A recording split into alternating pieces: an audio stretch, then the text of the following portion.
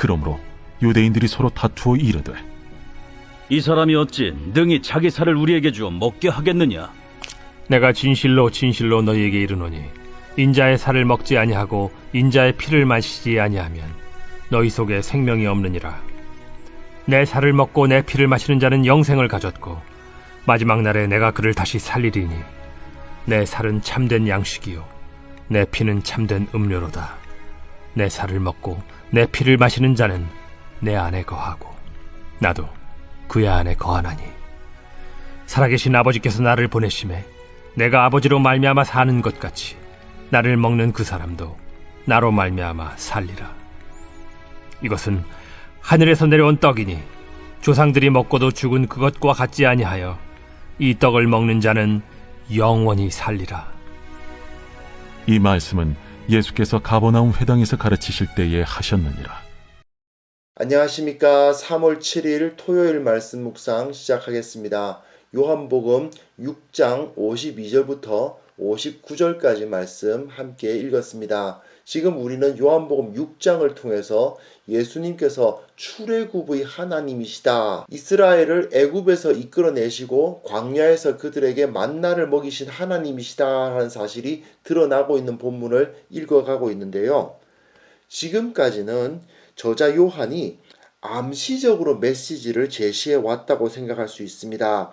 요한복음 6장에서 특별히 하고 싶은 말이 있는 거예요. 그런데 이제 오늘 본문에서 그 주제가 노골적으로 나타납니다. 바로 이거죠.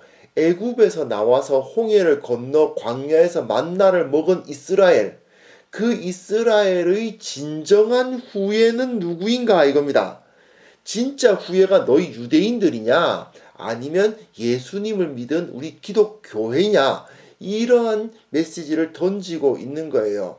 특별히 앞에서 우리는 오병이어 사건을 다루었지 않습니까? 그런데 요한복음에서는 특별히 오병이어 사건에서 그 빵과 생선을 먹은 사람들이 다 구원받은 이스라엘은 아니라고 말씀을 드렸죠. 그들 중에서 12광주리를 모아오지 않습니까? 제자들이 그 일을 하거든요. 그 빵과 생선을 먹은 사람들 중에서 이스라엘이 모여오는 거지, 그 먹은 모든 사람들이 다 이스라엘은 아닌 겁니다. 또한 그 이후 이야기를 보시면 제자들의 모습과 무리들의 모습이 분명하게 대조를 이루고 있어요. 제자들의 모습과 무리들의 모습을 한번 가만히 생각해 보십시오. 제자들은 그 무리들과 함께 있지를 못하고 바다를 건너갑니다. 마치 이스라엘이 애굽에 머물지 못하고 그 홍해를 건너갔던 것처럼 이 사람들은 바다를 건너가죠. 그에 비해서 무리들은 어떻게 했습니까? 그들은 예수님이 자기들과 함께 계신다고 착각하고 있었어요. 그런데 제자들은 어떻습니까? 예수님 없이 자기네들끼리 배를 타고 가고 있었습니다. 눈으로 볼 때에, 인간적인 생각으로 할 때에는 육지에 있었던 무리들이야말로 예수님과 함께 있었던 것처럼 생각될 수가 있죠. 그러나 예수님은 누구를 찾아가십니까? 네, 바다를 건넌, 마치 홍해를 건너는 것과 같은 그런 경험을 하고 있는 그 제자들에게 예수님은 찾아가신다는 것입니다. 예수님이 주시는 그 빵에만 관심이 있던 유대인들은 하나님이 자기들과 함께 계신다고 자만하고 있었지만 정작 하나님의 아들이신 예수님은 그들과 함께 계시지 않았고 그 무리들 사이에 머물지 못하고 배를 타고 호수를 건너듯, 마치 홍해를 건너듯이 말이죠. 그 힘겹게 노를 젓고 있었던 제자들을 주님은 찾아가셔서 나다, I am, 여호와 하나님의 영광을 보여주신 분, 그분이 바로 예수님이라는 거죠. 결국 바다를 건너지 않고 육로로 찾아온 무리들은 어떤 존재가 되었습니까? 표적을 보아서가 아니라 빵을 먹고 배불러서 찾아온 자들이다, 이렇게 언급이 되잖아요. 그리고 오늘 본문이 이어서 나오는 셈인데 그 앞에선 그들의 어리석음이라든지 참된 믿음이 무엇인가의 문제가 다 제시된 다음에 이제 오늘 본문 노골적으로 주장하는 것이 나오는데, 그 노골적인 주장이 뭐냐?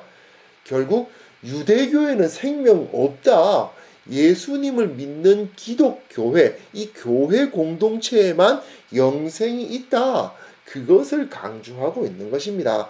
52절부터 55절까지 말씀 함께 읽어보시면요. 유대인들이 다퉜다는 이야기가 나와 있어요. 그리고 어찌 자기 살을 우리에게 주어서 먹게 하겠느냐 이런 이야기가 나오는데 예수님께서 내가 진실로 진실로 너에게 이르노니 라고 이야기하신 다음에는 55절까지 성찬 이야기를 하고 계십니다. 이 다투는 모습, 이건 앞에서 말씀드린 수군거린 것과 마찬가지예요. 광야에서 하나님을 거역한 이스라엘이 바로 이렇게 다투었고 수군거렸죠.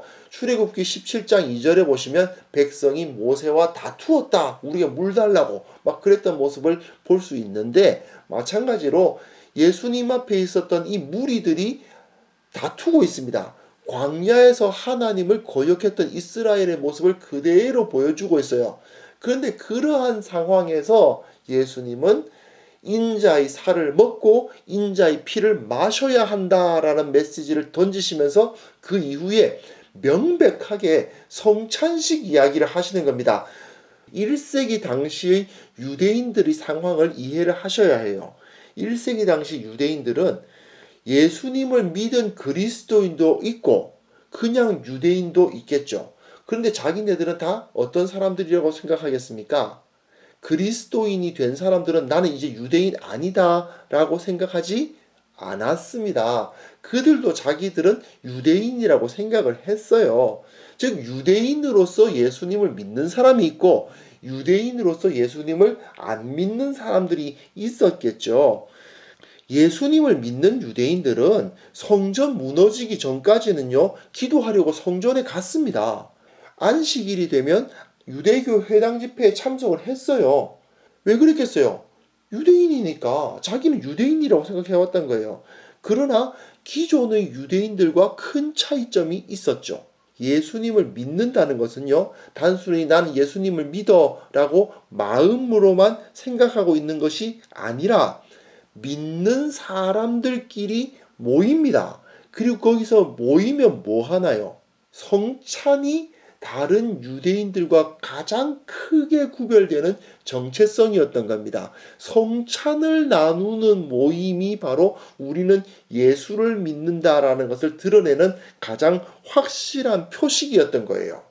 언뜻 생각하면 중세 가톨릭의 가르침처럼 그럼 성찬의 빵과 포도주가 구원의 조건입니까? 이런 생각이 들 수도 있습니다. 그러나 분명 요한이 성찬식을 해야만 영생을 얻는다라고 주장하고 있는 것 같지는 않아요. 앞에서 38년 된 병자가 자리 들고 걸어가는 것을 비판한 유대인들을 비판한 요한이 그런 식으로 말하지는 않았겠죠. 하지만 요한은요, 요한복음 전반에 걸쳐서 세례와 성찬의 이미지를 굉장히 강조해서 많이 사용합니다. 오늘 본문뿐만 아니라 이후에 보시면 세례와 성찬을 떠올리게 할 만한 그림들이 많이 나타나요. 왜 그랬을까? 이건 분명히 유대 그리스도인들에게 있어서 다른 유대인들과 자기들을 확실하게 구분해주는 도구였기 때문이다 라고 볼 수 있죠. 그리고 또 한 가지 더 있습니다. 그게 뭐냐 하면 영지주의자들에 대한 반대예요. 영지주의자라는 것은 뭐냐 하면요, 몸으로 하는 행동은 무가치하다. 몸은 더럽고 무가치하고 오직 영적인 것, 정신적인 것이 중요하다고 생각한 이단입니다.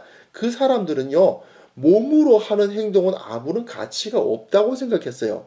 예배 장소에 함께 모이는 것, 교제하는 것, 세례를 받고 성찬을 나누고 구제하고 섬기는 모든 활동들은 다 무가치하다.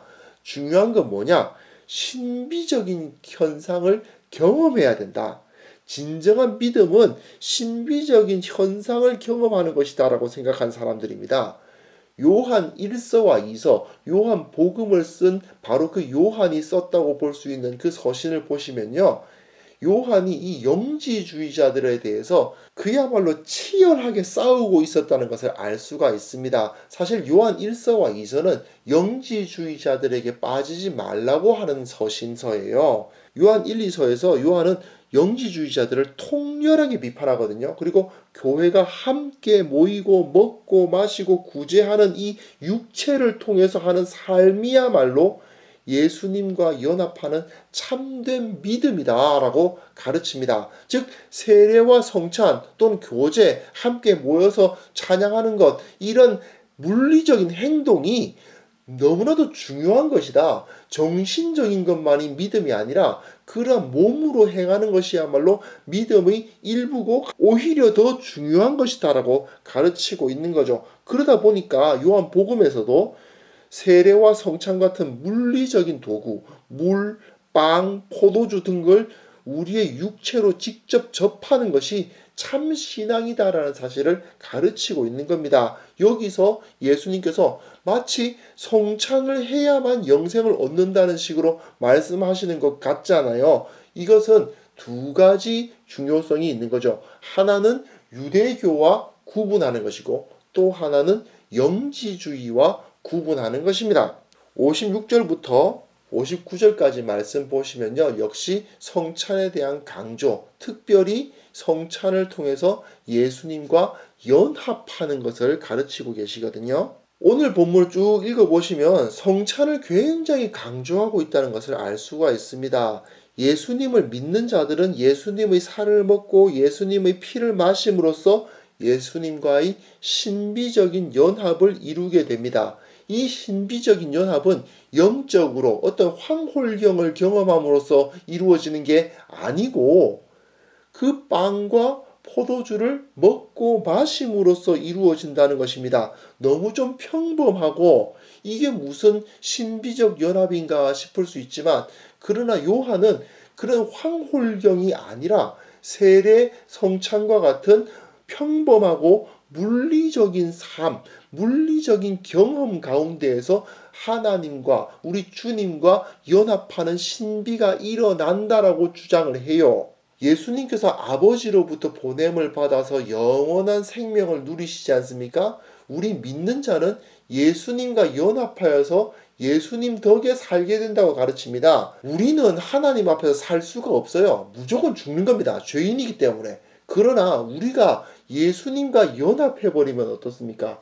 아버지 하나님은 예수님은 살리셔야 되겠죠. 예수님은 아무 죄가 없으신 하나님의 아들이시지 않습니까? 그런데 우리가 예수님과 연합해 있으니까 우리를 죽이실 수가 없는 겁니다. 이게 바로 하늘에서 내려온 빵의 진정한 의미다라고 가르치는 거죠. 이건 영지주의자들이 그 당시에 생각했던 것과는 완전히 다른 신비입니다. 평범한 삶, 물리적인 삶, 실제로 실천하는 내 눈으로 보고 손으로 만질 수 있는 이 물리 세계 가운데에서 나타나는 신비예요. 이것은 기독교 신앙에서 굉장히 중요한 것입니다. 왜냐하면 예수님이 물리적인 몸을 가지고 오셨잖아요. 예수님은 눈으로 볼 수 있고 손으로 만질 수 있는 분으로 우리 가운데 오셨습니다. 그러므로 우리의 신앙도 눈으로 볼 수 있고 손으로 만질 수 있는 세계 가운데에서 나타나야 돼요. 정신의 세계, 지식의 세계, 암기의 세계 또는 영적인 황홀경의 세계에만 우리의 신앙이 있을 수가 없다고요. 우리의 신앙이란 것은 우리가 아침에 일어나서 밤에 잠드는 그 모든 삶 가운데에서 이루어져야만 되는 것이다. 이것이 바로 요한의 가르침인데 특별히 그것을 상징적으로 나타내는 것, 우리가 주님과 연합하는 데 있어서 가장 중요한 상징이 뭐냐? 세례와 성찬, 특별히 오늘 본문에서는 성찬을 강조해주고 있는 것입니다. 이처럼 예수님과의 신비적 연합, 즉 그것이 구원이거든요.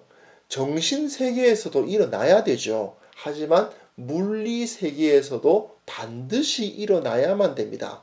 우리가 예배에 참석하고 세례를 받고 성찬을 나누고 함께 찬송하고 그 자리에 앉아 있고 거기서 함께 교제하고 나누는 그 모든 육체를 통해서 물리적인 행위를 하는 것이 다 믿음의 일부다 이겁니다. 그것이 빠지면 믿음이 아니라는 거죠. 특별히 요한은요, 황홀경이나 영적 체험이 아니라 실질적으로 우리 삶 가운데 드러나는 것, 우리의 눈으로 볼 수 있고 손으로 만질 수 있는 그 삶을 통해서 예수님과 신비적 연합을 드러내라고 주장합니다. 그렇기 때문에 성찬해야 됩니다. 세례 받아야 되고요. 예배실에 함께 모여서 눈과 눈을 마주치고 손과 손을 맞잡고 함께 예배하는 모습이 우리 가운데 있어야만 되는 것입니다. 그것을 통해서 우리는 주님을 믿는 거예요. 믿음의 영역은 결코 마음에만 있지 않습니다. 사실 저희 함께하는 교회도 이번에 코로나19 사태 때문에 내일 예배를 중계할 예정입니다. 대부분의 우리 형제 자매들은 집에서 예배를 드리게 될 거예요. 엄밀히 말하면 예배는 이렇게 되어서는 안 되는 건 맞습니다. 그렇다고 해서 또 이렇게 하면 절대로 안 된다. 그것도 아닙니다.